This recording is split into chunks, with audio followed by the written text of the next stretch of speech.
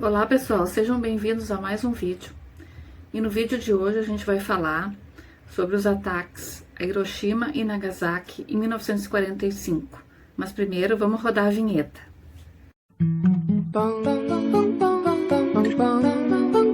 Mr. Sandman, bring me a dream, make him the cutest that I've ever seen.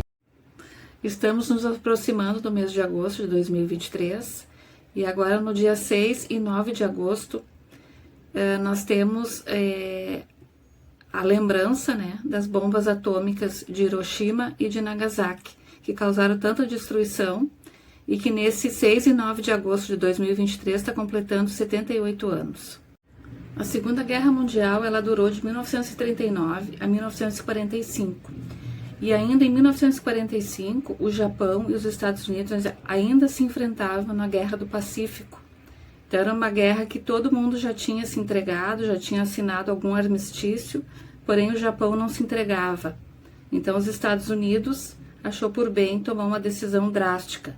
Em julho de 1945, o presidente dos Estados Unidos, o Harry Truman, ele deu o ultimato para o Japão. Ou nas palavras do presidente, rendição incondicional, caso contrário, haveria uma destruição rápida e absoluta. E o Japão não acreditou muito que haveria, esse tipo de retaliação tão terrível como houve.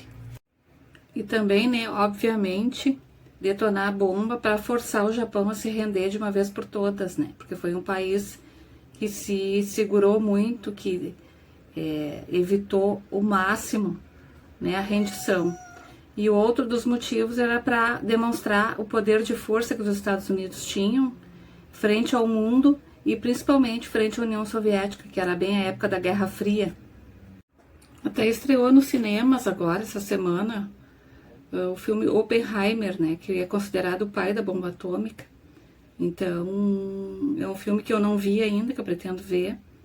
Mas deve ser bem interessante, E é bem na época que a bomba atômica em Hiroshima e Nagasaki faz aniversário, que são 78 anos. E foi em Hiroshima, no dia 6 de agosto de 1945, que foi detonada uma bomba de urânio, chamada Little Boy, e chefiada pelo Paul Tibbets, que ficou famoso aí na história por ter detonado uma bomba sobre solo japonês. E essa bomba, ela explode a mais ou menos 600 metros do solo e ela mata num dia só, segundo historiadores, segundo estudos, aproximadamente 100 mil pessoas, só num dia. Imagina, em numa cidade. E o Japão, ele não se rende, mesmo frente a esse ataque tão terrível, ele não se rende. E em 9 de agosto, os Estados Unidos realizam um outro ataque, dessa vez na cidade de Nagasaki, no dia 9 de agosto de 1945.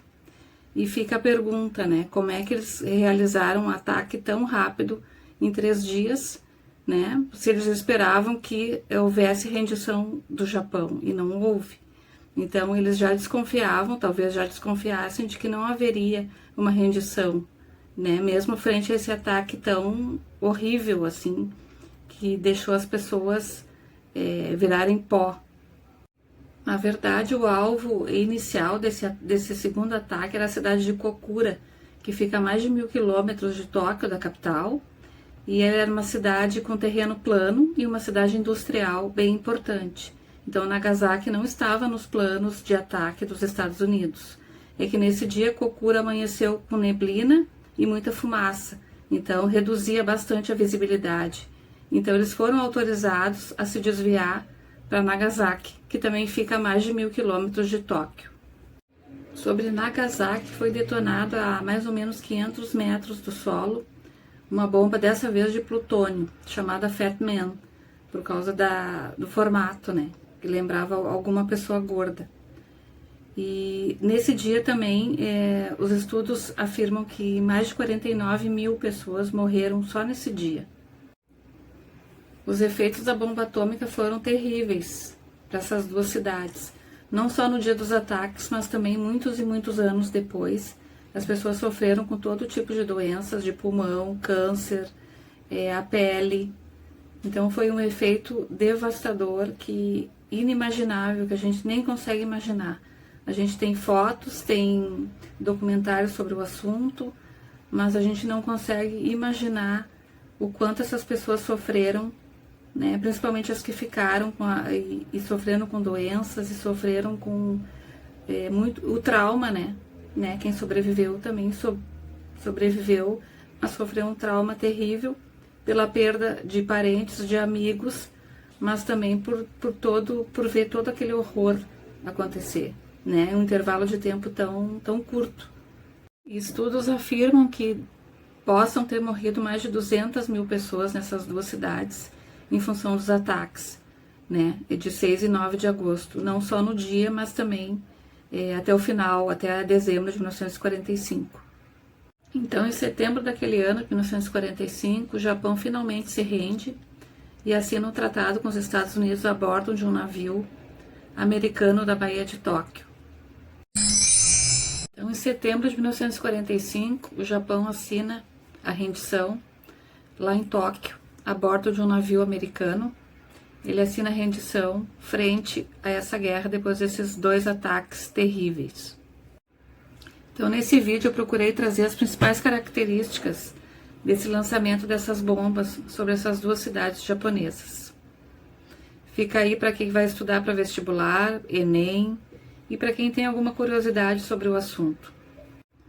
Então, quem gostou desse vídeo, dá um joinha aí, curte, compartilha, e para quem não é inscrito, se inscreve no canal, que a gente sempre que pode posta um vídeo. Quem quiser deixar sugestões, também eu vou adorar. Beijo e até o próximo vídeo.